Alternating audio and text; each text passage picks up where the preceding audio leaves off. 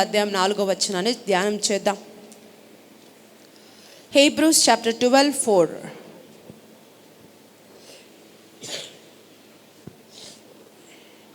Hebrew పత్రిక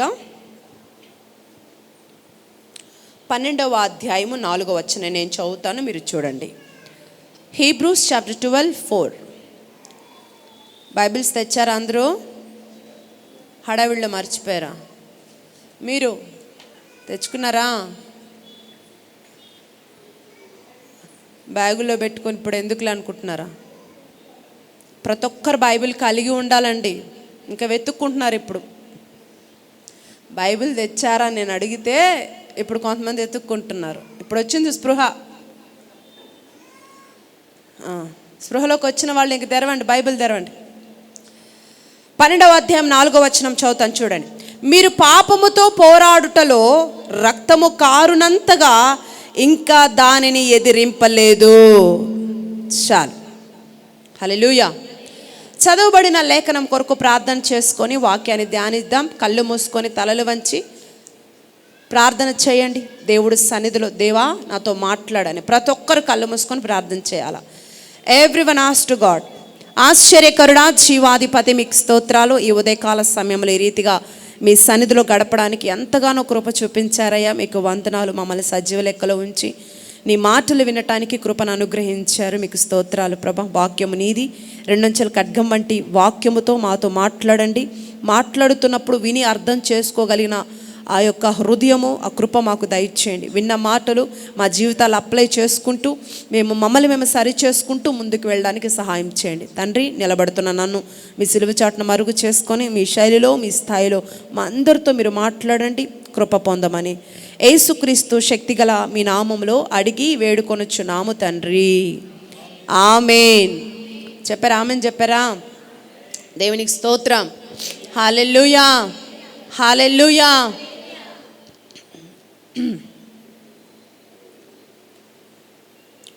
right. సంగమ దేవుని బిడ్డలరా, కొన్ని నిమిషాలు జాగ్రత్తగా దేవుడు మాటలు ఆలకించండి. ఇక్కడ హెబ్రీ పత్రిక, హెబ్రీ సంఘముతో దేవుడు ఇక్కడ ఒక ఎలిగేషన్ చేస్తున్నాడు.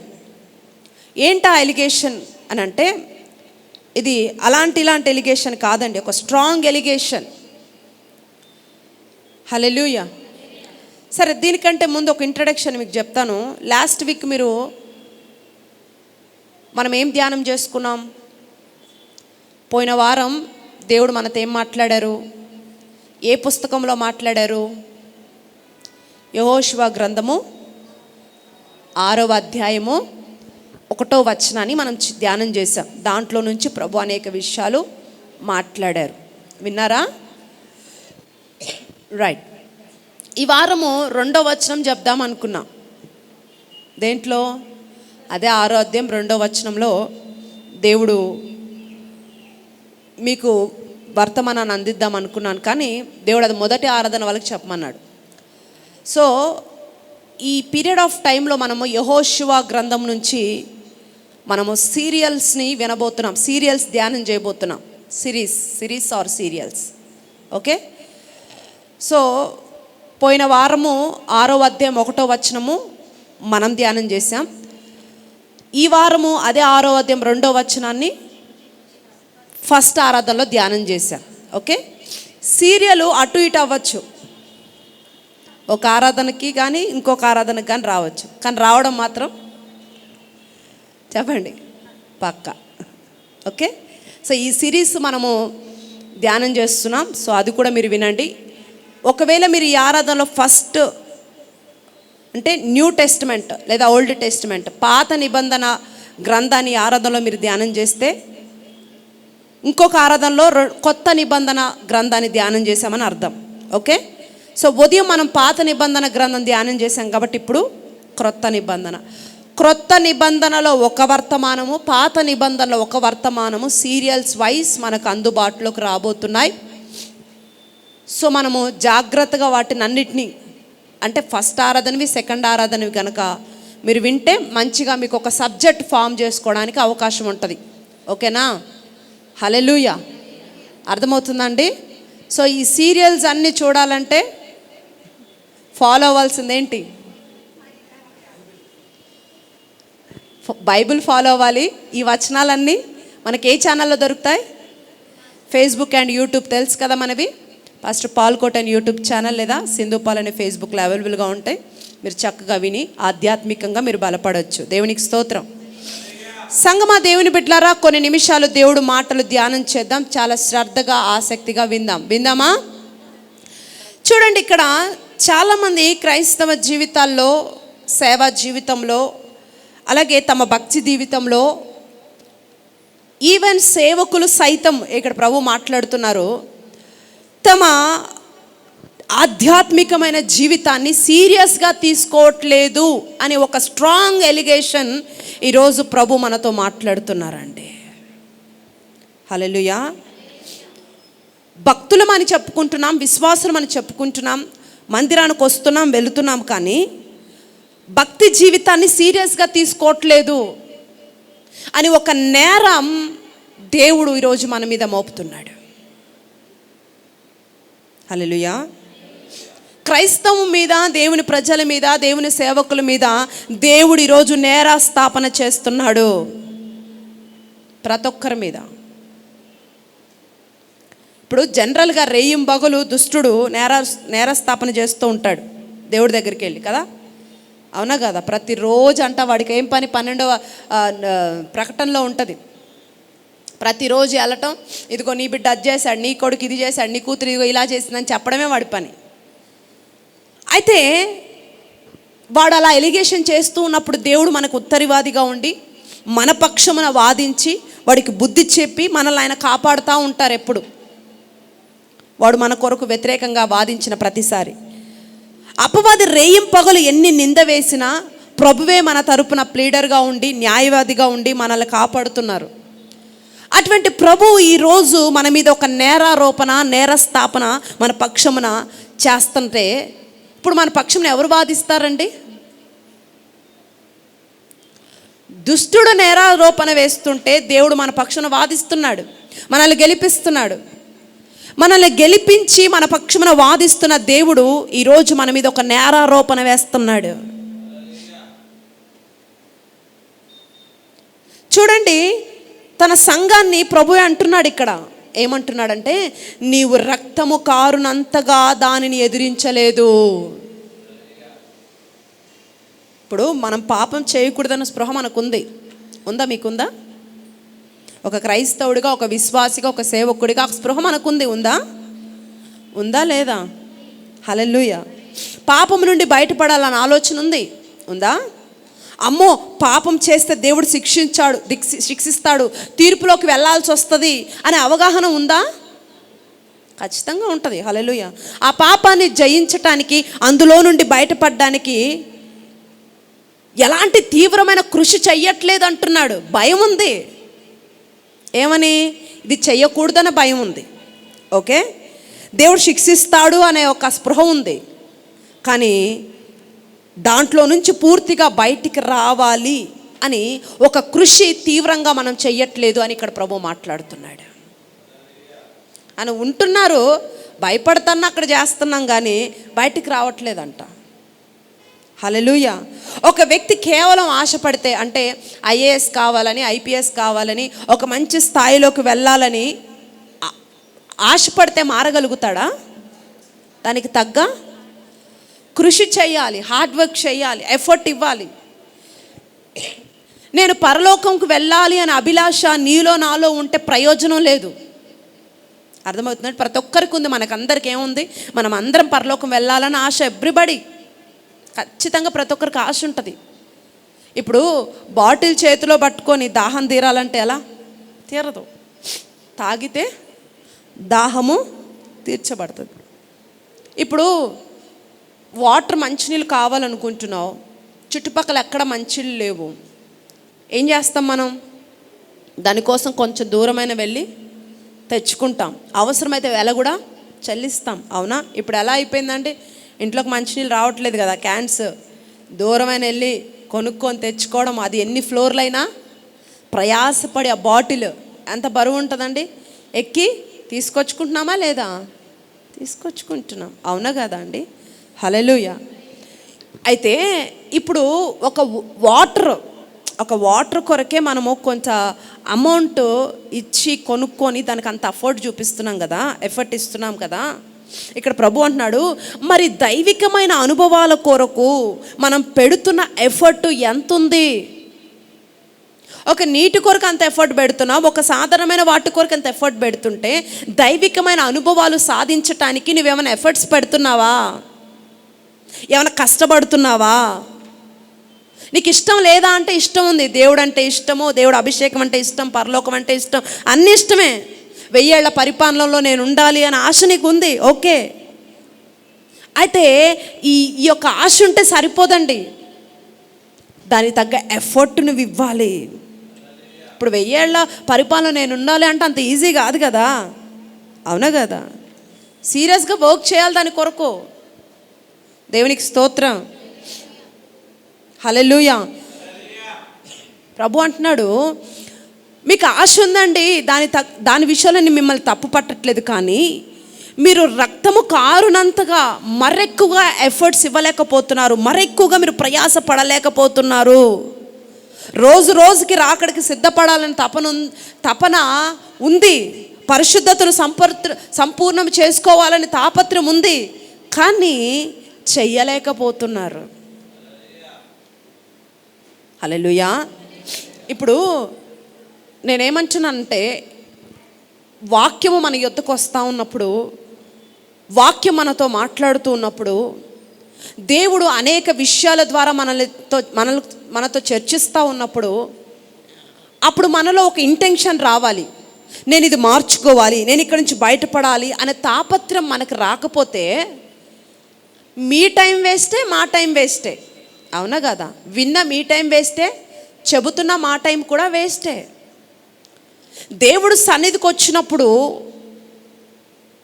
దేవుడు మాట్లాడుతున్న ప్రతి మాటను ఫస్ట్ స్వీకరించాలి, ఆ మనసు మనకు రావాలి. స్వీకరించిన తర్వాత ఏది మాట్లాడాడో ఆ విషయాన్ని బట్టి ఒక తాపత్రం రావాలి, ఒక ఆశ రావాలి. ఒక అభిషేకం గురించి మాట్లాడుతున్నప్పుడు ఎస్ నేను పొందుకోవాలి, నాకు ఆశ రావాలి. నీలో జరుగుతున్న చెడు కార్యాల గురించి, నీవు చేస్తున్న కొన్ని పనులు, కొన్ని మార్గాల గురించి దేవుడు చెబుతున్నప్పుడు బయటికి రావాలన్న తాపత్రం నీకు రావాలి. అలా రాకపోతే నువ్వు ఎన్ని రోజులు మందిరానికి వచ్చినా వ్యర్థము. అర్థమవుతుందండి? ఈరోజు దేవుడు మాట్లాడుతుంది ఏంటంటే, మీరు రక్తము కారునంతగా పాపాన్ని మీరు ఎదిరించట్లేదు. దేవునికి స్తోత్రం, హల్లెలూయా. ఇప్పుడు కొంతమందికి ఉంటుంది, చీచి నాకు ఈ శోధన ఉండకూడదు, నాకు ఈ అలవాటు ఉండకూడదు, ఈ బలహీనత నాకు ఉండకూడదు అని బాధపడుతున్నావు, కానీ దీని నుంచి ఎలాగైనా నేను ఓడించాలి, దీని నుంచి నేను ఎలాగైనా బయటపడాలి అని ఒక తీవ్రత, తాపత్రయము మనకు లేదంట. హల్లెలూయా. ఈ శోధన నాకొద్దు, ఈ ఆలోచన నాకొద్దు అని బాధపడుతున్నావు. నీకు వస్తున్న ఆలోచనల గురించి, నువ్వు చేస్తున్న కొన్ని క్రియల గురించి, ఎందుకు నేను ఇలా బిహేవ్ చేస్తున్నాను, ఎందుకు నేను ఒకప్పుడు మంచిగా ఉండేదాన్ని, ఎందుకు నా బుద్ధి ఇలా మారుతుంది, ఎందుకు నేను ఆత్మీయంగా బలపడలేకపోతున్నాను, ఎందుకు నేను ఆత్మీయులతో సరిగా ఉండలేకపోతున్నాను అని ఒక బాధ నీకు ఉంటుంది, ఓకే. కానీ దాంట్లో నుంచి బయటికి రావాలి అనే ఒక తీవ్రమైన ఆ స్థాయి నీకు రావట్లేదు, ఆ తాపత్రం నీకు రావట్లేదు అనే ప్రభువు మాట్లాడుతున్నాడు. సంగమ దేవుని బిడ్డలారా, దాని కొరకు అక్కడ వాడిన పదం ఏంటండి? రక్తము కారునంతగా అనండి. ఇప్పుడు రక్తము కారునంతగా హక్కుల కోసం పోరాడమంటలేదండి. మీరు రక్తం కారే అంతా కూడా రిజర్వేషన్ల కొరకు పోరాడమనట్లా. అర్థమవుతుందా? హల్లెలూయా. పాపము జయించే విషయంలో రక్తము కారునంతగా మీరు పోరాడాలి అంటున్నాడు. దేవునికి స్తోత్రం. కానీ మనం రివర్స్, పాపం విషయంలో, ప్రార్థనలో జయం సంపాదించే విషయంలో తప్ప అన్నిట్లో రక్తము కారునంతగా ప్రయాసపడతాం. ఒక డబ్బులు లేదంటే రక్తము కారునంతగా ఏమైపోతున్నా సరే వాడిని ఏదో ఒకటి చెయ్యాలి అనంత కసి, ఆ తాపత్రయము ఖచ్చితంగా ఉంటుంది. సంగమ దేవుని బిడ్డలరా, ప్రార్థనలోకి వచ్చి కూర్చున్నప్పుడట ఒక అంశాన్ని గురించి ఎత్తిపడుతున్నప్పుడు చూడండి, అది ఏమంటున్నాడు? రక్తము వస్తే తప్ప విడిచిపెట్టకూడదు అంటే అంత తీవ్రంగా దాని కొరకు మనం విజ్ఞాపన చేయాలి. మీరు విజ్ఞాపన చేస్తున్నారు, మీరు ప్రార్థన చేస్తున్నారు, మీరు సూపర్, కానీ ప్రభు మన ముందు పెడుతున్న ఎలిగేషన్ ఏంటంటే, మీరు ఇంకా ఎఫర్ట్స్ ఇవ్వలేకపోతున్నారు. దేవుడు మన దగ్గర నుంచి కొన్ని ఆశిస్తున్నాడు, కొన్ని ఇష్టపడుతున్నాడు. ఇప్పుడు పిల్లల్ని చదివిస్తున్నాము అని అంటే వారి నుంచి మనం ఊరికనే చదివిస్తామా?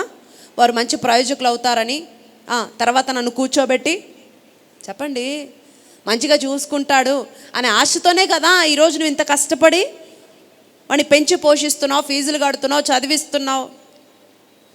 అవునా కదా? దేవుడు కూడా మనల్ని బట్టి కొన్ని ఎక్స్పెక్టేషన్స్ పెట్టుకున్నాడు కాబట్టి ఆ ఎక్స్పెక్టేషన్కి మనం రీచ్ కావట్లేదని ఈరోజు మన మీద ఒక నేరాస్తోపన చేస్తున్నాడు. ఇప్పుడు యేసయ్య గెత్సెమనే తోటలో ప్రార్థన చేస్తున్నాడు. ఇక అప్పగించబడే టైంలో మత్తయి సువార్తలో మనం చూస్తాం 26, 38, 39 వచనాల్లో చూస్తే అక్కడ ఆయన అక్కడ అంటాడు, నా ప్రాణము నాలో మరణమగునంత వరకు దుఃఖపడుతున్నాను అంటాడు.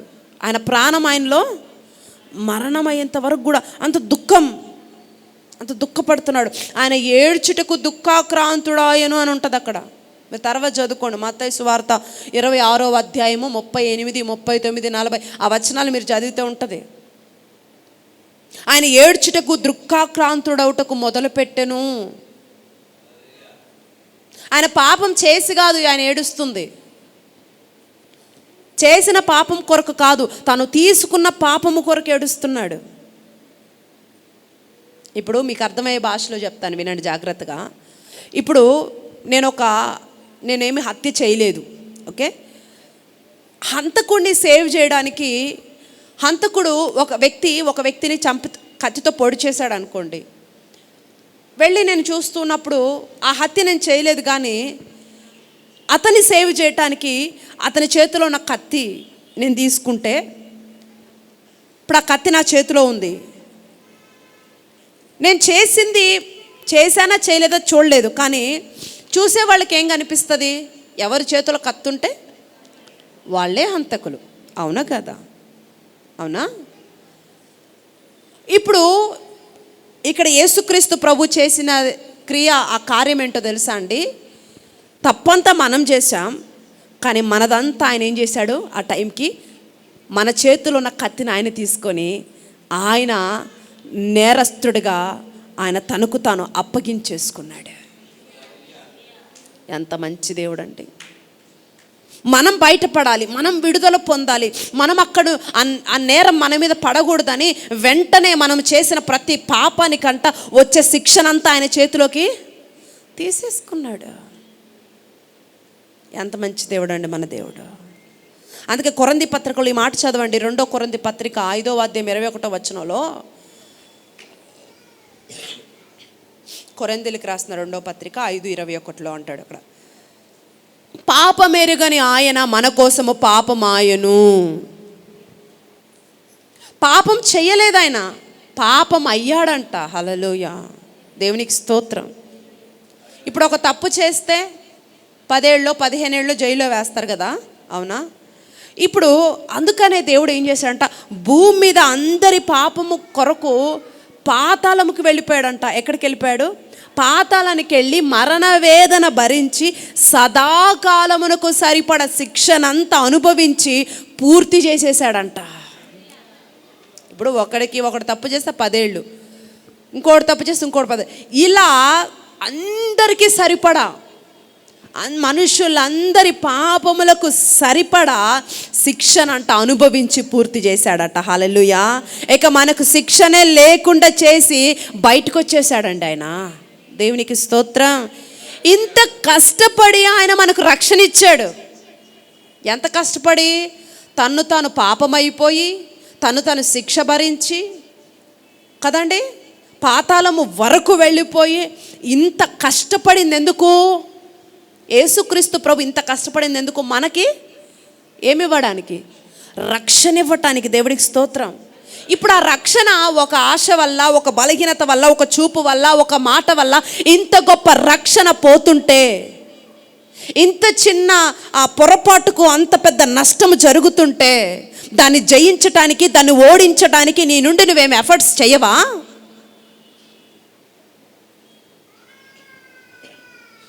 ఏం కసరత్తు చేయవా? మాటలు అర్థమవుతున్నాయి మీకు? హల్లెలూయా. ఆయన ఇంత కష్టపడి మనకు రక్షణ ఇచ్చాడే, ఆ రక్షణ చిన్న చిన్న వాటి కొరకు నువ్వు కోల్పోతున్నావు, వెళ్ళిపోతుంది, నీకు తెలియట్లా. నేను బ్యాప్టిజం తీసుకున్నాను కాబట్టి నాకు టికెట్ వచ్చేసింది అనుకుంటున్నావేమో. నువ్వు చేస్తున్న చూపు, నువ్వు మాట్లాడుతున్న మాట, లేకపోతే నువ్వు వెళుతున్న నడక, నువ్వు చేస్తున్న చిన్న పొరపాటు నువ్వు అనుకుంటున్నావు. ఆ పొరపాటు వల్ల నీ రక్షణ ఏమైపోతుంది, కోల్పోతున్నావు నీ రక్షణ నుండి. ఇంత భయంకరమైనది నష్టం జరుగుతుంటే నువ్వు ఎఫర్ట్స్ ఎందుకు పెట్టలేకపోతున్నావు? ఏం కసరత్తు ఎందుకు చేయలేకపోతున్నావు? రక్తము కారునంతగా ఎందుకు నువ్వు ప్రయాస పడట్లేదని ఈరోజు ఒక స్ట్రాంగ్ ఎలిగేషన్ చేస్తున్నాడు దేవుడు మన మీద, ఒక నేరస్తోపన వేస్తున్నాడు. హల్లెలూయా. ఇప్పుడు మీకు అర్థమయ్యే భాషలో చెప్పాలంటే 30 ఏళ్ళు కష్టపడి ఒక మంచి ఇల్లు కట్టుకున్నామండి. కొంతమంది ఇల్లు కట్టుకొని ఇది నా జీవితకాలం అంతా నాకు కష్టం అండి అంటారు ఒక ఇల్లు చూపించి. అవునా కదా? జీవితకాలం అంతా కష్టపడి ఒక ఇల్లు కట్టుకున్నావు, అంత బాగానే ఉంది. సడన్గా స్లాబ్ లీక్ అయ్యి ఒక మూలన వాటర్ గారుతుంది. చిన్న లీకేజ్ అని వదిలేస్తావా? వదిలేస్తామా? ఏం చేస్తాం? ఎలాకోలా ఒక మంచి స్కిల్ కలిగిన లీకేజర్ని తీసుకొచ్చి, వర్కర్ని తీసుకొచ్చి ఆ ప్రాబ్లమ్ని రెక్టిఫై చేసుకుంటావా లేదా? ఖచ్చితంగా దాని కొరకు రెక్టిఫై చేయడానికి అది చిన్నదేనండి, ఎక్కడ అర్థం కావట్లేదు అన్నా సరే చూడండి ఎక్కడి నుంచి కారుతుందో. ఆ వర్కర్ వచ్చి ఇది కారుతుంది కానీ ఎటు నుంచి వస్తుందో అర్థం కావట్లేదు అన్నా సరే మనం ఏమంటాం? ఒకసారి చూడండి, దాన్ని రెక్టిఫై చేయండి, అది ఎటు గురించి కారుతుందో చూడండి అంటామా లేదా? ఖచ్చితంగా అంటాం. హల్లెలూయా. దాని కొరకు ప్రయాస పడతాం. అవునా? ఈరోజు మన ఆధ్యాత్మిక ఓడ మునిగిపోయే పరిస్థితుల్లో ఉంటే దాన్ని తేలజేయటానికి నువ్వేం చెయ్యట్లేదే. నీ ఆత్మీయ ఓడ మునిగిపోయే పరిస్థితిలో ఉంది, దాన్ని పైకి లేపడానికి నువ్వేం ఎఫర్ట్స్ చేయట్లేదు, నువ్వు ప్రయాసపడట్లేదు. భక్తి చేస్తున్నావు, ప్రార్థన చేస్తున్నావు, మందిరానికి వస్తున్నావు, బాగానే ఉంది. కానీ అయినప్పటికీ కొన్ని క్రియలు, నువ్వు చిన్న పొరపాట్లు, నీ యొక్క ఆత్మీయ జీవితంలో, నీ శారీరక జీవితంలో నువ్వు చేస్తున్న చిన్న పొరపాట్లను బట్టి నీ ఓడ మునిగిపోయే స్థాయికి వస్తుంది. దాన్ని తేలజేయడానికి నువ్వు ప్రయాసపడాలి, నువ్వు ఎఫర్ట్స్ ఇవ్వాలి, కానీ లేవు. దేవునికి స్తోత్రం. హల్లెలూయా. ఫైనల్గా నేను ఏం చెప్తున్నాడంటే, ఒరే బాబు, మీ కొరకు నేను రక్తము గార్చి ప్రాణమే పెట్టాను, కానీ మీకు సీరియస్నెస్ లేదేంట్రా బాబు అంటున్నాడు. మన భాషలో చెప్పాలంటే కొంతమంది అంటారు కదా, నేను ఇంత చేశాను, చేయాల్సినంత చేశాను, ఆడికి సీరియస్నెస్ లేకపోతే నేనేం చేయగలనంటే ఇంకా. అవునా? ఫ్యామిలీలో కొంతమంది సపోర్ట్ చేయగలుగుతారు. సపోర్ట్ చేస్తున్నారు కదా అని అలా నువ్వు వెళ్ళిపోయావు అనుకో, మొత్తం కింద పడిపోయే స్థాయి వస్తుంది. అప్పుడు ఏమంటారు వాళ్ళు? నేను ఇంతవరకు నిలబెట్టానండి వాడిని, ఇంతవరకు వాడిని నేను చేయాల్సింది చేశాను, ఇంకా ఆడికి లైఫ్ మీద సీరియస్నెస్ లేదు, మేము ఏం చేస్తాం అంటారు. అవునా కదా? ఖచ్చితంగా అంటారు. ఒకరికి సహాయం చేస్తున్నప్పుడు నీ ఎఫర్ట్స్ కూడా ఏకమైతే నువ్వు ఇంకొంచెం పైకి వెళ్ళగలుగుతావు. కానీ ఆడు చేస్తున్నాడు కదా, ఏముందిలే, దేవుడు నన్ను క్షమిస్తున్నాడు కదా, ఎప్పుడో ఒకసారి వచ్చిన దేవుడు నా పట్ల కృప చూపుతున్నాడు కదా అని అలా వెళ్ళిపోతున్నావు అనుకో, ఏదో ఒక రోజు మొత్తం ఏమైపోద్దో తెలుసా?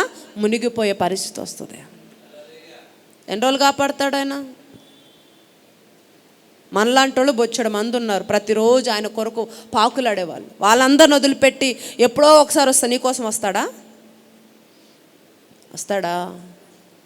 ప్రతిరోజు ఆయన పాదాల దగ్గర పడి ఏడ్చేవారు అందరూ వదిలిపెట్టి నువ్వెప్పుడో ఒకసారి వస్తూ ఎప్పుడో ఏదో భక్తిలో ఏది సరిగ్గా ఎఫర్ట్స్ చేయకుండా ఉండే నీ కొరకు వస్తాడా? రాడు. అర్థమవుతుందండి? ఏమైనా అర్థమవుతుందా? దేవుడికి స్తోత్రం. ఇప్పుడు హైదరాబాద్లో యూత్ ఎక్కువగా వాడే పదం ఏంటో తెలుసా అండి? ఏమైనా తెలుసా మీకు? లైట్ తీసుకో. ఏం తీసుకోవాలి?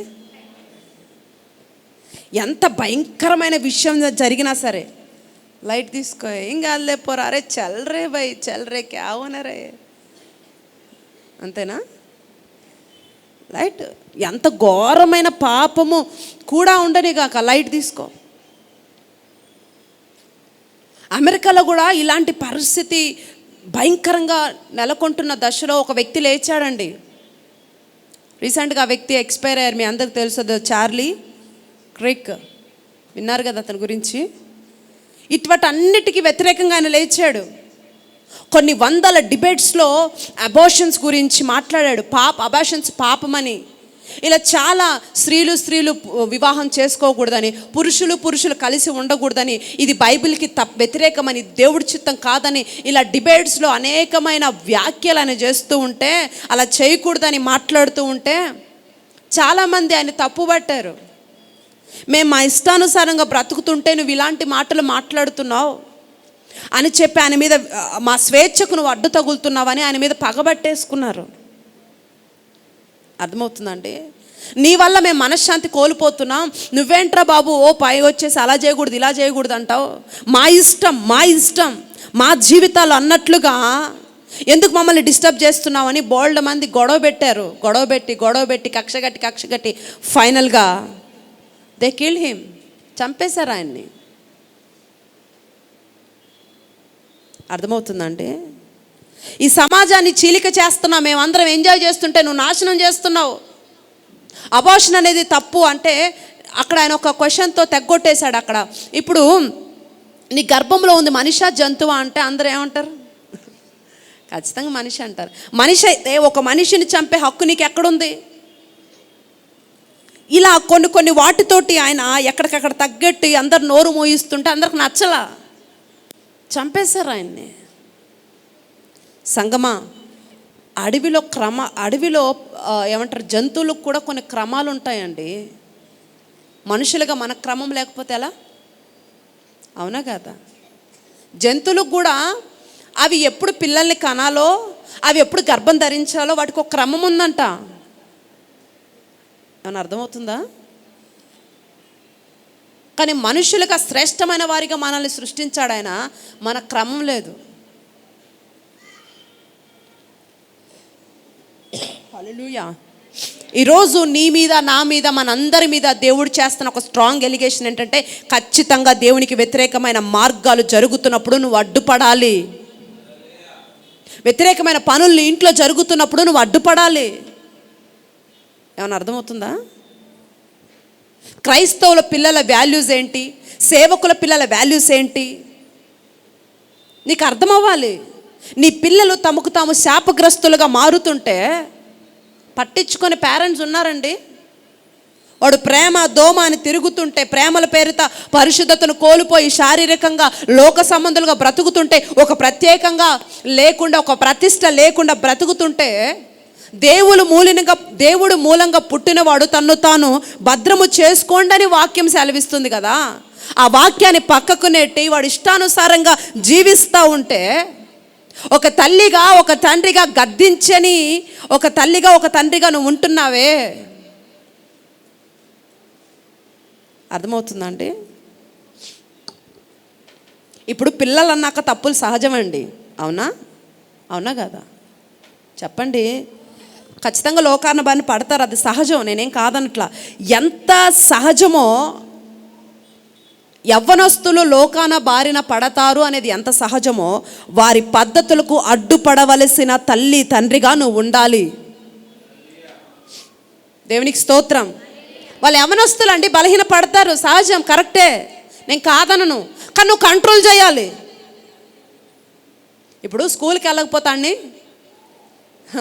మామూలు కొట్టుడు కాదు కదా, వేరే కొట్టి మరి ఏం చేస్తావు?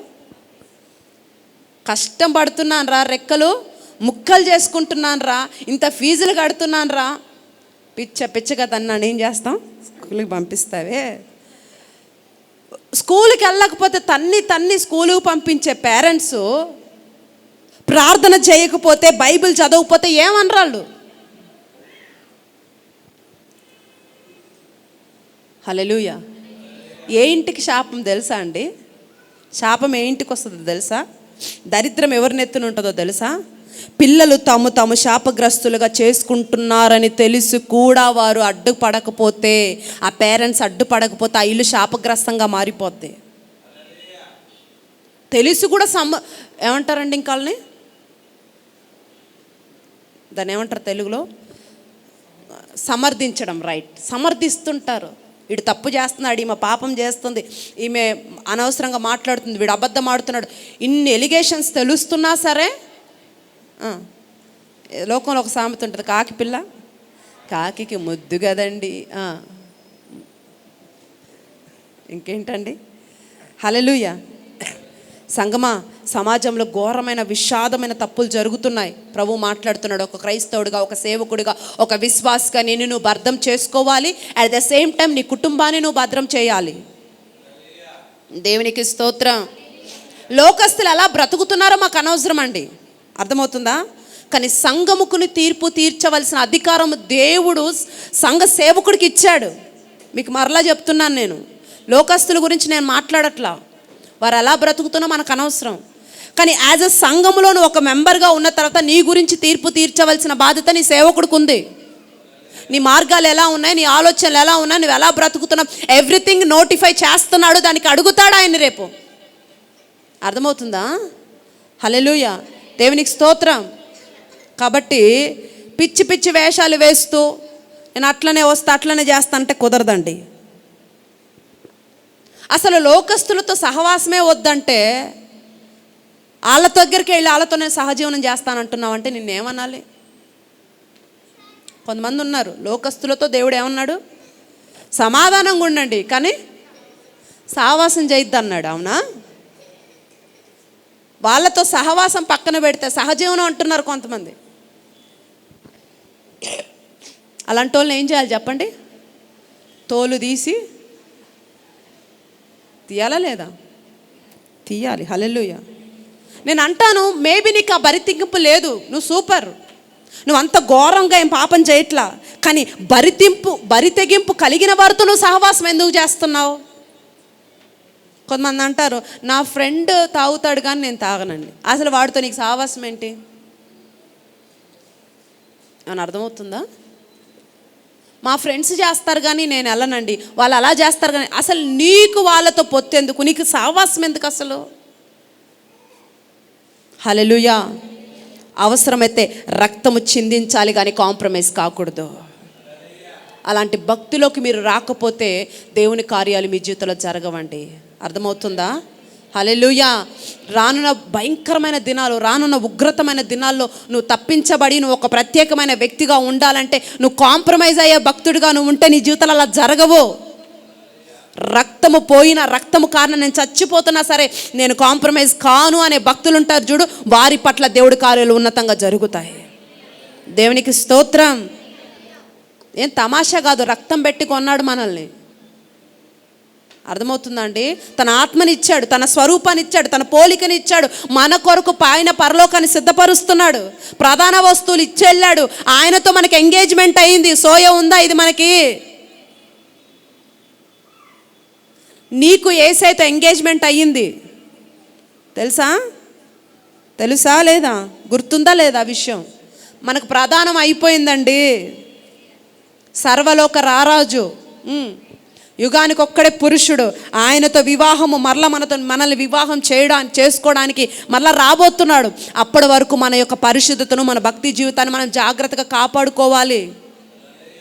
నేను చేస్తున్నానని నువ్వు అంటున్నావు ఓకే, కానీ ఇంకాస్త ప్రయాస పడాలి అని ప్రభు ఈరోజు మాట్లాడుతున్నాడు. భక్తిలో, ప్రార్థనలో, విశ్వాసంలో ఇంకొంచెం ముందుకు రావాలి. నువ్వు ఆత్మ నింపుదలలో, అభిషేకంలో, వరములు పొందుటలో ఇంకాస్త పై స్థాయికి నువ్వు రావాలి. దేవునికి స్తోత్రం. సంతోషంగా ఉండండి, సరదాగా ఉండండి, పిచ్చి వేషాలు వేయొద్దు. అర్థమవుతుందా? హల్లెలూయా, దేవునికి స్తోత్రం. నా ఇష్టం అంటే తోలు తీయాలా లేదా? పేరెంట్స్ తీయాలి. పిల్లలకి విరోధులు బయట వాళ్ళు కాదండి. ఎవరు చెప్పారా? బెత్తం వాడని తల్లిదండ్రులే పిల్లలకి విరోధులు. వాక్యం ఏమంటుంది చెప్పండి? బెత్తనవాడని తండ్రి తన కుమారుడికి విరోధి. బెత్తము వాడని తండ్రి తమ పిల్లలకి ఏంటంట? విరోధంట. హల్లెలూయా, దేవునికి స్తోత్రం. చాలామంది పేరెంట్స్కి సీరియస్నెస్ లేదండి. ప్రభు ఈరోజు మాట్లాడుతున్నాడు. ఏంటి మా పర్సనల్స్ అన్నీ వీళ్ళు మాట్లాడుతున్నారని మీరేం ఫీల్ కాకండి. దేవుడు ఇది మనకు అవసరమని మనతో మాట్లాడుతున్నాడు. దేవునికి స్తోత్రం. అబ్రహాం గురించి దేవుడు ఒక మంచి సాక్ష్యం ఇస్తాడు. చదవండి ఒకసారి ఆదికాండము 17వ అధ్యాయం 18వ అధ్యాయం 19వ వచనంలో. ఆదికాండం 18:19.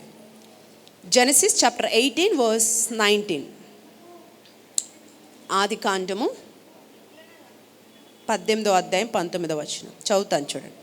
ఎట్లనగా యెహోవా అబ్రహామును గురించి చెప్పినది అతనికి కలుగ చేయనట్లు తన తర్వాత తన పిల్లలను తన ఇంటివారు నీతి న్యాయములు జరిగించుచు యెహోవా మార్గమును గైకొనుటకు అతడు వారికి ఆజ్ఞాపించినట్లు నేను అతన్ని ఎరిగి ఉన్నాను.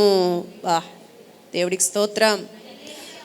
దేవుడు అబ్రహాము గురించి మాట్లాడుతున్న మాటలు ఏమంటున్నాడంటే, నేను దానికి ముందు అంటాడు, నాన్న నేను చేయబోయే ప్రతి కార్యం నీకు చెప్పకుండా చేస్తానా అని మాట్లాడుతూ అంటాడు. అక్కడ 18వ వచనంలో ₹1,00,00,000 మాట. ఎన్ని రూపాయలు వింటున్నారా మరి? ఎన్ని రూపాయల మాట? తలలెత్తండి. ఈ ₹1,00,00,000 మాట వినద్దా? హల్లెలూయా. నేను అబ్రహాముని ఎరుగుదునన్నాడు. ఏమన్నాడు? ఎలా ఎరుగుతాడంట? అబ్రహాముని ఎరిగి ఉన్నాను అన్నాడు. నేను ఆజ్ఞాపించిన మార్గాలన్నీ తన పిల్లలకు తన ఇంటి వారికి ఆజ్ఞాపించున్నట్లు నేను అతన్ని ఎరుగుదును. దేవుడు ఏదైనా ఒక మాట అబ్రహాముతో చెబితే అబ్రహామట ఆ మాట తన పిల్లలకి తన ఇంట్లో వాళ్ళందరూ కూడా అదే పని చేయనట్లుగా వాళ్ళందరికీ ఏం చేస్తాడంట? ఏం చేస్తాడు? ఆజ్ఞాపిస్తాడు. అంటే ఏదైనా ఒక మాట చెబితే, ఒక క్రమం చెబితే అందరినీ సమకూర్చి ఏం చేస్తాడంట? ఇది ఇలా చేయాలి, ఇది ఇలా చేయకూడదు అని చెప్తాడంట. ఎవరికి? తన పిల్లలకి. ఎవరు? అబ్రహాము తన ఇంటి వారికి చెప్తాడంట. నువ్వు చెప్తున్నావు మరి? కొంతమంది ఏమో ఆడపిల్లలందరిని అణిచేసి మగపిల్లలనేమో గాలికి వదిలేస్తారు. ఇంట్లో ఆడపిల్లలు 2 ఉన్నారంటే నువ్వు ఆడపిల్లవి, నువ్వు బయటికి రాకూడదు అని ఒకడుంటాడు. ఆని మాత్రం ఇంకా ఆడికి రెక్కలు మామూలుగా 10 రెక్కలు ఇచ్చేస్తారు ఆడికి. ఇంకొంతమంది విచిత్రం, వాళ్ళు ఏం చేస్తారంటే ఆడపిల్లలందరినేమో మగపిల్లల్ని రాచి రంపాన పెడతారు, ఆడపిల్లలు మాత్రం నెత్తిని పెట్టుకుంటారు. ఇంకొంతమంది ఇళ్ళల్లో అమ్మ పాప కదండి బంగారు కొండ,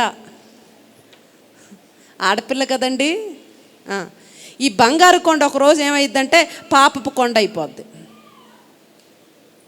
గారాబం గారాబం గారాబం ఏం చేసినా సమర్థిస్తూ ఆమె నెత్తిన పెట్టుకుంటే ఆ నెత్తిన ఒక రోజుని బండ పెట్టిపోద్ది. అర్థమవుతుందండి? కొంతమందికి తల్లి భయం ఉండదు, తండ్రి భయం ఉండదు, స్కూల్లో టీచర్ భయం ఉండదు. ఎందుకు అలా తయారవుతున్నారు వాళ్ళు? దేవుడు ఆజ్ఞలు వాళ్ళకి నువ్వు చెప్పట్లా. ఒక తల్లిగా ఒక తండ్రిగా నీ భయం లేదు వాళ్ళకి. నాన్న భయం ఉండదు, తల్లి భయం ఉండదు. స్కూల్లో టీచర్ ఏమన్నా అన్నారంటే అసలు ఎలా అంటది నిన్ను? ఆ మంతు చూస్తా పదా, చూస్తావు. ఆ సంగతి చూస్తా పదా, వీడికి ఇంకొక 4 రెక్కలు వచ్చేస్తాయి, నన్ను ఏదన్నానన్నా మా మమ్మీ చూసుకుంటుందని టీచర్లకే వార్నింగ్ ఇచ్చేవాళ్ళగా తయారవుతాడు వీడు. టీచర్ మీరు ఇష్టానుసారంగా మాట్లాడదు, మమ్మీ వచ్చిందంటే ఏం చేస్తారు మీ మమ్మీ? హల్లెలూయా. ఎందుకు వీళ్ళు ఇలా తయారవుతున్నారంటే దేవుడు ఆజ్ఞలు వాళ్ళకు నువ్వు చెప్పట్లా.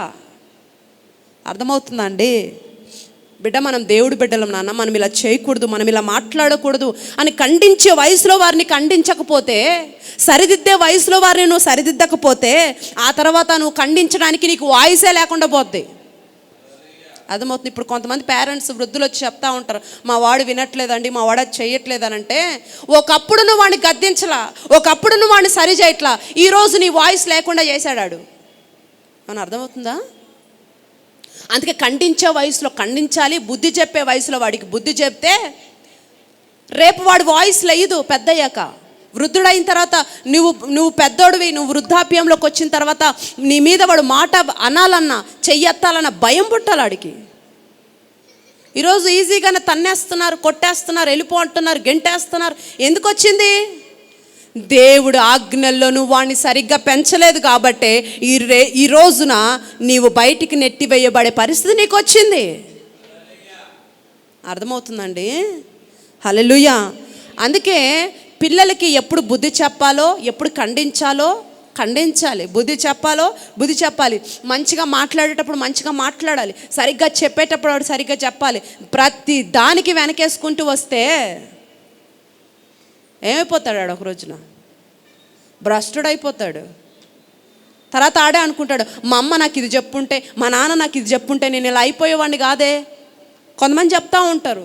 ఒకసారి మేము ప్రిజనర్స్ని కలిసినప్పుడు జైలుకి వెళ్ళి, అసలు మీకు ఎందుకు ఇలాంటి సిచ్యువేషన్ వచ్చిందని ఒక 4 years బ్యాక్ అనుకుంటా మేము వెళ్ళి సువార్త చెప్పడానికి పర్మిషన్ దొరికింది. అప్పుడు చెప్పడానికి వెళ్ళినప్పుడు కొంతమంది వాళ్ళ పేరెంట్స్ మీద నేరారోపణ వేస్తున్నారు. మా అమ్మ మా నాన్న మమ్మల్ని సమర్థించారండి, మాకు చెప్పలేదండి, అందుకే మాకు ఈ స్థితి వచ్చిందండి. చూసారా? హల్లెలూయా. వాడు ఏదైనా దొంగతనం తెచ్చి తాగిన, అబ్బా షబాష్ బిడ్డ బలి తెచ్చావంటే వాడు మురిసిపోయి రేపు 10 తెచ్చాడు. 10 తెస్తే పోగొట్టుకున్నాడు, ఊరుకుంటాడా? జైల్లో వేయించి 4-10 అనేసరికి అప్పుడు గుర్తొచ్చింది, దీనికి కారణం మా అమ్మ. ఆ రోజు నన్ను వద్దు అని ఉంటే నాకు ఈరోజు ఈ స్థితి వచ్చేది కాదు కదని ఏడుస్తాడు. అవునా కదండి? హల్లెలూయా. సంగమా, నేను ఏం చెప్తున్నానంటే, పిల్లల్ని అలా వదిలేకండి, గమనించండి, జాగ్రత్త చూడండి. తన ఇంటి వారిని బాగుగా ఏలుబాటు చెయ్యకపోతే డిసైడ్ చేయాలంట, శాసించాలంట. నువ్వు ఇప్పుడు ఎక్కడొచ్చింది ఆ స్థితి? వాళ్ళే మనల్ని శాసిస్తున్నారు, వాళ్ళే డిసైడ్ చేస్తున్నారు. అర్థమవుతుందా? హల్లెలూయా. ఎలాంటి భయం రావాలంటే, అమ్మో ఇది చేస్తే మమ్మీ ఒప్పుకోదు, అమ్మో ఇది అంటే డాడీ ఒప్పుకోరు, అమ్మో ఇలా చేస్తే దేవుడు క్షమించరు అని పాప భీతి పిల్లల్లో పెంచద్దా మనము? దాని కొరకు మీరు పోరాడుతున్నారా? పిల్లల్లో పాప భీతి పెంచే విషయంలో మీరు పోరాడుతున్నారా? దేవుడు ఆజ్ఞలను వారికి శాసిస్తున్నారా? దేవునికి స్తోత్రం చెప్దామా? హల్లెలూయా. ఇక్కడ హెబ్రీ సంఘంతో మాట్లాడుతున్నాడు. మీరు వాళ్ళంట పోరాడుతున్నారంట, కానీ రక్తము కారునంతగా మీరు పోరాడట్లేదు అంటున్నాడు అక్కడ. దేవునికి స్తోత్రం. నేను దాన్ని జయించాలి, దానిపైన అది పై చేయి ఉండాలి, నేను ఓడిపోవడానికి వీలు లేదు అనే ఒక ప్రయాస, ఒక పోరాటం మనలో రావట్లేదు. కాంప్రమైజ్ అయిపోతున్నాం. హల్లెలూయా. రోమపత్రిక ఏం చెప్తుంది? ఆత్మచేత శరీర క్రియల్ని చంపిన ఎడల మనం బ్రతుకుతాం. ఆత్మచేత ఏ క్రియలు? శరీర క్రియల్ని చంపేయాలంట. దేవునికి స్తోత్రం. అప్పుడు మనం ఏమవుతాం? బ్రతుకుతాం. బ్రతుకుతాం అంటే శారీరకంగా అన్ని విషయాలు శారీరకంగా అనుకునేరు మీరు. శారీరకంగా మీరు బ్రతికే ఉంటారేమో. ఆత్మీయంగా బ్రతికినప్పుడే కదా అన్నిటి మీద నీకు అధికారం అనుగ్రహించబడుతుంది, ఆ అధికారం పనిచేస్తుంది. ఇప్పుడు వర్షం వస్తుందండి, దాన్ని గద్దిస్తుంటారు కొంతమంది సేవకులు, అది ఆగిపోతూ ఉంటుంది. ఎందుకు అలాంటి కార్యం జరిగింది, ఎందుకు అలాంటి అద్భుతం జరిగిందంటే ఆత్మీయంగా వారు ఎలా ఉన్నారు? బ్రతికిన వారిగా ఉన్నారు, ఆత్మలో వెలిగింపబడుతున్న వారిగా ఉన్నారు. మరి మనము లేము. కాబట్టి వర్షం ఏంటి? మన వర్షాన్ని సృష్టిని పక్కన పెట్టి మన పిల్లోడే అరే అక్కడికి వెళ్ళొద్దురా అంటే నువ్వేంటి నాకు చెప్పేది అంటున్నాడు వాడు. అవునా? హల్లెలూయా. అక్కడ లూకాసు వార్తలో 22వ అధ్యాయం 44వ వచనంలో యేసుక్రీస్తు ప్రభుల వారు ప్రార్థిస్తున్నారు. ఆయన ప్రార్థన చేస్తుంటంట చెమట ఏమైంది? రక్తమైపోయిందంట. చాలాసార్లు మీరు చదివి ఉండొచ్చు, తర్వాత చదువుకోండి ఒకవేళ మీకు తెలియని వారైతే. 22వ అధ్యాయం 44వ వచనంలో ఉంటుంది. చెమట రక్తపు బిందువల అయిందంట. సాధించాలి అనే దమ్ముండాలి, కానీ రాజీ పడటము, మళ్ళీ దానికి దేవుడి చిత్తం అని పేరు పెట్టడం, ఏమోనండి ఇదే దేవుడి చిత్తమేమో, ఇది దేవుడి చిత్తమేమో, వీళ్ళే అయిపోతారు, కాంప్రమైజ్ అయిపోతారు. దేవుడికి స్తోత్రం. నేను ఓడిపోవడము, పాపానికి బానిస అవడం కాదు దేవుడి చిత్తం. అవునండి, మనం ఓడిపోవడం దేవుడి చిత్తమా? కాదు. మనం పాపానికి బానిస అవడం దేవుడి చిత్తమా? మనం కాంప్రమైజ్ అవడం దేవుడి చిత్తమా? కాదండి, అది దేవుడి చిత్తమే కాదు. కానీ కొంతమంది అలా పేరు పెట్టేసుకుంటారు ఇది దేవుడి చిత్తమేమోనని.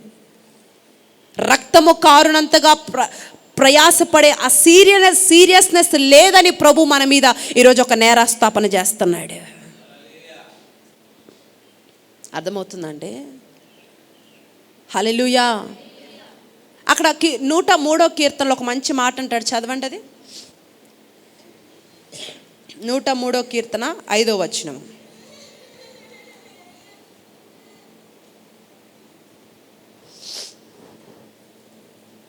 Thank you Jesus. పక్షిరాజు యవ్వనం వలె నీ యవ్వనము క్రొత్తదగుచుండునట్లు మేలుతో నీ హృదయము తృప్తిపరచుచున్నాడు. హల్లెలూయా. ఇక్కడ ఏమన్నాడండి?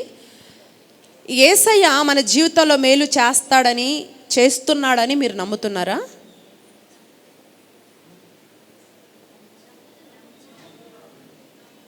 ఆన్సర్ ఏంటి ఇంత లేటుగా వచ్చింది? ఆ క్వశ్చన్ అర్థం కాలేదా మీకు? యేసయ్య మన జీవితాల్లో, మీ జీవితాల్లో మేలు చేస్తున్నాడని మీరు నమ్ముతున్నారా? ఇంతేనా? ఇంతే నమ్ముతున్నారా? ఎక్కువ నమ్ముతున్నారా? యేసయ్య మీ జీవితాల్లో మేలు చేస్తున్నాడని మీరు నమ్ముతున్నారా? ఏంటో చేస్తాడులే అన్నట్టు మాట్లాడుతున్నారు. నమ్మితే ఏం చేయాలి మనం? ఇప్పుడు ఆయన ఎందుకు మేలు చేస్తున్నాడు? ఇక్కడ అన్నాడు కదా, పక్షిరాజు యవ్వనము వలె నా యవ్వనము కొత్తదగునట్లు మేలుతో మన హృదయాన్ని తృప్తిపరుస్తున్నాడు కదా. ఆయన ఎందుకు మేలు చేస్తున్నాడంట? నీవు నేను నూతన పరచబడాలని మనకు మేలు చేస్తున్నాడంట. హల్లెలూయా. దేవుడు మన పక్షాన మేలు చేస్తున్నాడు. ఎందుకు చేస్తున్నాడు?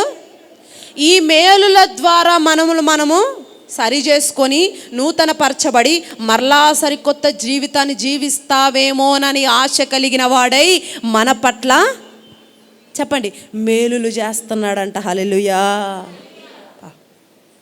అదే పాత బ్రతుకు, అదే జీవన విధానం, అదే లైఫ్ స్టైల్, అదే బలహీనతలు 20 years క్రితం ఏ బలహీనత ఉందో ఈ రోజుకి అదే బలహీనత. నో చేంజ్ చాలామంది జీవితాల్లో. ఎందుకు మనల్ని పక్షిరాజు యవ్వనం వలె నా యవ్వనము క్రొత్తదగునట్లు మేలులతో నన్ను తృప్తిపరుస్తున్నాడు అన్నాడు కదా. ఎందుకు మేలు చేస్తున్నాడు?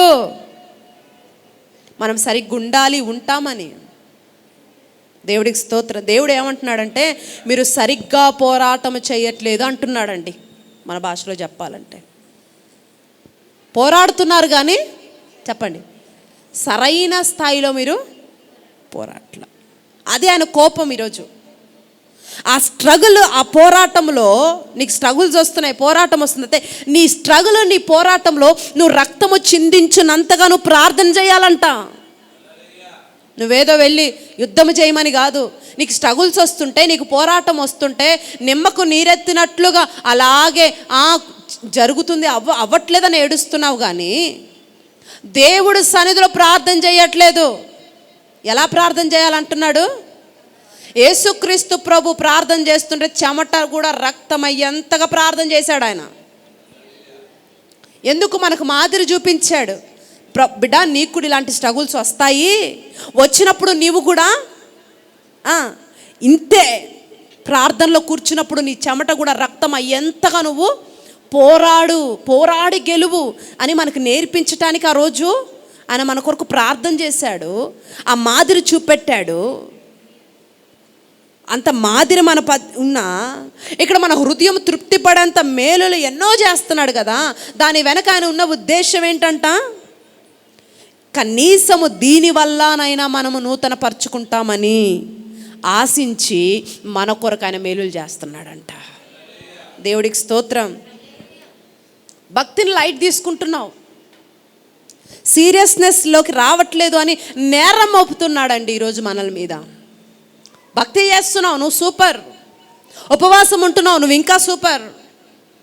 ప్రతి నెల నీ కష్టార్జితం నుంచి దశమభాగం ఇస్తున్నావు, నువ్వు ఇంకా వండర్ఫుల్. అయితే అన్నీ బాగానే చేస్తున్నావు కానీ భక్తిలో సీరియస్నెస్ తగ్గింది, లైట్ తీసుకుంటున్నావు అనే ఒక స్ట్రాంగ్ ఎలిగేషన్ మన మీద చేస్తున్నాడు ఈరోజు. మత్తయి సువార్త 5వ అధ్యాయంలో కొండ మీద ప్రసంగం చేస్తున్నాడు కదా. ఆ కొండ మీద ప్రసంగంలో ఏమంటాడు? నీ పరిశుద్ధతకు అడ్డుగా ఆటంకంగా ఉన్న ఏదైనా సరే, కన్నైనా కాలైనా ఏం చేయమన్నాడు? పెరికే అన్నాడు. అవునా లేదా? ఇది నేను చెప్పట్లేసే చెప్తున్నాడండి. కన్నైనా తీసేసుకోవాలంటే దేనికి అడ్డుంటే? పరిశుద్ధతకు అడ్డుగా ఉన్న కన్నైనా కాలైనా పెరికేయి. అని అంటే పోతే అవయవమైనా పోవాలి కానీ పరిశుద్ధత పోకూడదని ఆయన చిత్తం. అర్థమవుతుందా అండి? పోతే ఒక అవయవమైనా పోయి సగం సగంగా నువ్వు పరలోకంలో చేరుతావు, కానీ పరిశుద్ధత పోతే, పరిశుద్ధత నీ జీవితంలో నుంచి పోయిందనుకో మొత్తమే నరకంలో పడతావు కదా. ఆ స్థితి, ఆ యొక్క దిగజారకు ముందే నువ్వేం చేయి, నీకు ఏది అడ్డుకుందో, ఏ అవయవం అడ్డుకుందో దాన్ని పెరికేసి చక్కగా నా యొక్క త్రోవల్లోకి రా. దేవుడికి స్తోత్రం. నీ కన్ను ఆటంకంగా ఉంటే, నీకు ఆటంకంగా ఉంటే నేను అంటాను, స్మార్ట్ ఫోన్ తీసేసి డబ్బా ఫోన్ కొనుక్కో, పర్లేదు. హల్లెలూయా. ఇప్పుడు నేను అంటాను, ఈ ఫాస్ట్ కల్చర్లో స్మార్ట్ ఫోన్ అవసరమేనండి, నేను కాదన్ను. ఎందుకంటే రకరకాలు వచ్చేసాయి. ఏంటి చెప్పండి, ఆధార్ కార్డులని, ఆ కార్డులు, ఈ కార్డులు, మొత్తం కార్డులు వచ్చేసాయి. అది లేనిది పని జరగదు. కరెక్ట్, అది అవసరమే. కానీ నీ పరిశుద్ధత అడ్డు వస్తే అంత అవసరమైనా సరే దాన్ని ఏం చేయంటున్నాడు, పక్కన పెట్టే. హల్లెలూయా. కన్నన్నా పెరికేసుకో అంటుంటే, పరిశుద్ధతకు అడ్డొస్తే కన్నైనా కాలైనా పెరికేసుకో అంటుంటే ఫోన్కే ఫీల్ అయిపోతున్నారు కొంతమంది. ఎక్కడైనా మామూలుగా అట్లా నీ పరిశుద్ధతకు అడ్డుపడితే కన్నైనా పెరికే అంటుంటే మనం ఫోన్కి ఫీల్ అయిపోతున్నాం. ఫోన్ తీసేయాలా, ఫోన్ పక్కన పెట్టాలా, అమ్మో. కాలు ఇప్పుడు నీ పరిశుద్ధతకు అడ్డొస్తే కాలైనా నరుక్కోండి అంటుంటే కనెక్షన్ కట్ అయిందని బాధపడుతున్నారు. ఏ కనెక్షను? నెట్ కనెక్షన్ పోయిందని. కాలు కంటే నెట్ ఇంపార్టెంట్ ఇప్పుడు కదండి. హల్లెలూయా. దేవునికి స్తోత్రం. ఈరోజు 10 మాటలు లేవండి, ఒకటే మాట. పరిశుద్ధత, దైవభక్తి సాధనను మీరు సీరియస్గా తీసుకోవట్లేదు. దేవునికి స్తోత్రం. మీకు నిజంగా వాగ్దాన దేశం కావాలి అని అంటే నైలు నదిలో ఉన్న ఉప్పు చేపలు మర్చిపోవాలి. మన బ్యాచ్ ఐగుప్తు నుంచి వచ్చినా సరే వాళ్ళకి ఏం గుర్తొచ్చాయంట, మోషే మమ్మల్ని ఎంత పని చేసావు, నువ్వు తీసుకొచ్చి ఈడ పడేసావు, నైలు నదిలో ఉప్పు చేపలు మమ్మల్ని పిలుస్తున్నాయి, అసలు ఫ్రై చేసుకుంటా ఎంత బాగుండేవి, అసలు పులుసు పెట్టుకుంటే ఇంకెంత బాగుండేవి, వాటన్నిటినీ పక్కన పెట్టి వస్తే ఇక్కడ తీసుకొచ్చి మమ్మల్ని తోటకూర, గోంగూర అంటావు ఏంటి మోషే అని చెప్పి లేశారు ఆయన మీద. హల్లెలూయా. సంగమా, దేవుడు మన జీవితంలో బలమైన కార్యాలు చేయడానికి ప్రారంభించున్నాడండి. దేవునికి స్తోత్రం. హల్లెలూయా. ఈరోజు అవన్నీ మన జీవితంలో జరగాలంటే ఐగుప్తు ఆశలు విడిచిపెట్టాలి, నైలు నదిలో ఉన్న ఉప్పు చేపలు మర్చిపోవాలి. దేవునికి స్తోత్రం. హల్లెలూయా. ఉన్న పళ్ళంగా సర్దుకొని ఏం చేయాలంట, బయటికి వచ్చేయాలంట. దేవునికి మహిమ కలుగుని కాక. You have to do that. ఖచ్చితంగా మీరు ఇంకా బయటికి రావాల్సి ఉన్నారు, రావట్లేదు, సగముగా ఉన్నారు, మొత్తం మీరు బయటికి రావాలి అని ప్రభు ఈరోజు మాట్లాడుతున్నాడు. హల్లెలూయా. ఇప్పుడు మనం ఎదురిస్తుంటే, మనం తిప్పలు పడుతుంటే దేవుడికి సహాయం చేయాలనిపిస్తుంది, అవునా కదా? హల్లెలూయా. ఎవరైనా అంతే. ఇప్పుడు ఒకడు ప్రయాసపడుతుంటే సహాయం చేయాలనిపిస్తుంది, కానీ వాడు అక్కడ కూర్చొని మీరు చేయండి అంటే నువ్వే మామూలుగా కూర్చొని మేమేలారా చేస్తామంటారు, అవునా కదా? హల్లెలూయా. ఇప్పుడు మనమే కాంప్రమైజ్ అయ్యి అలా కూర్చుంటే ప్రభు ఏం చేస్తాడు, మీరు నా యొద్దకు రండి అప్పుడు నేను, అంతేగాని మీరు అక్కడ కూర్చోండి, మీరు ఇంట్లో కూర్చోండి, మీరు ట్యూబుల్లో ఉండండి, మీరు బుక్కుల్లో ఉండండి, నేను వస్తానన్నాడా? మీరు నా యొద్దకు రావాలి, అప్పుడే మీ యొద్దకు నేను వస్తా. కాబట్టి ఆ బాధ, ఆ తీవ్రత, ఆ పరితాపం, పోరాటం నీలో నాలో ఉండాలండి. దేవుడికి స్తోత్రం. ఏ బాధ? కాంప్రమైజ్ కాకూడదు, భక్తిలో సరిగ్గా ఉండాలి, పరిశుద్ధతలో నిలబడాలన్న బాధ, ఆ తాపత్రయము, ఆ తీవ్రత మనలో ఉండాలి. అప్పుడు ప్రభు మన ప్రయాసను చూసి మరింత సహాయాన్ని మనకు అందించి అనేకమైన వాటి మీద మనల్ని నియమిస్తాడు. ఒక మంచి అధికారిగా సామర్థ్యం ఇస్తాడు, అభిషేకం ఇస్తాడు. దేవుడికి స్తోత్రం. హల్లెలూయా. అందుకే మరలా చెప్తున్నాను, భక్తిని లైట్ తీసుకోగాకండి. దేవుడికి స్తోత్రం. అదేంటండి మేము భక్తిని లైట్ తీసుకునే వాళ్ళమైతే ఇక్కడికి వచ్చి కూర్చుంటామా? మీలో చాలామందికి ప్రశ్న వస్తుండొచ్చు, మేము భక్తిని ఆషామాషిగా తీసుకున్న వాళ్ళమైతే టైంకి వస్తామా, ఇంత శ్రద్ధగా కూర్చుంటామా? అందరు కూర్చుంటారండి. దేవుడికి స్తోత్రం. హల్లెలూయా. కూర్చోవడం ప్రాముఖ్యం కాదు, రావడం ప్రాముఖ్యం కాదు, ఎంత ఎఫర్ట్, ఎంత ఏ హృదయం నీకుంది, నువ్వు ఎలా మార్చబడ్డావు, ఏం చేస్తున్నావు, అది ఇంపార్టెంట్. ఇప్పుడు నీ చేతిలో ఒక పెద్ద సర్టిఫికేట్, ఒక బీకామో బిఎస్ సర్టిఫికేట్ ఉంటే సరిపోద్దా? దానికి తగ్గట్టు నువ్వు పని చేస్తేనే కదా నువ్వు అంత చదివావు, అంత చేసావు అని అర్థమైద్ది. నేను 20 ఏళ్ళు అయిందండి, మీరు నాకు చెప్పేటోళ్ళు అంతటోళ్ళ, నేను 10 ఏళ్ళ నుంచి నాకు వేసే తెలుసు, నాకు 20 ఏళ్ళ నుంచి వేసే తెలుసు, నాకు అన్నీ తెలుసు అంటే సరిపోదు. నీకు మేబీ సీనియారిటీ ఉండొచ్చు, కానీ సిన్సియారిటీ లేదే. చూస్తే ఏమో 20 ఏళ్ళు 15 ఏళ్ళు, సీనియారిటీ మామూలుగా లేదు, కానీ చెప్పండి సిన్సియారిటీ లేదు. అందుకే ప్రభు అంటున్నాడు ఈరోజు, నీకు సీనియారిటీ ఉంది ఓకే, కానీ సిన్సియారిటీలోకి రావాలి నువ్వు. దేవుడికి స్తోత్రం, హల్లెలూయా. సీరియస్నెస్లోకి రావాలి నువ్వు. నీ కొరకు దేవుడు చాలా దాచి ఉంచాడు, అవన్నీ నీకు ఇవ్వాలనుకుంటున్నాడు. దేవుడికి స్తోత్రం. నువ్వు పొందిన నింద, నువ్వు పడిన బాధ, నువ్వు చేసిన కష్టం అన్నీ వ్యర్థమవుతున్నాయి, అన్నీ వెనకబడిపోతున్నావు. అయ్యో నేను ఇంత భక్తి చేసి కూడా ఎందుకు నా జీవితంలో కదలట్లేదన్న బాధ నీకుంది.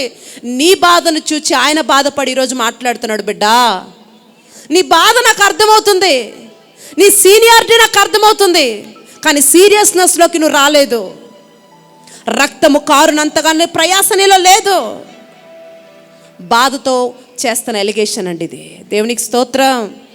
సంగమా, సీరియస్నెస్లోకి వద్దాం, సిన్సియర్గా దేవుడిని ఆరాధిద్దాం.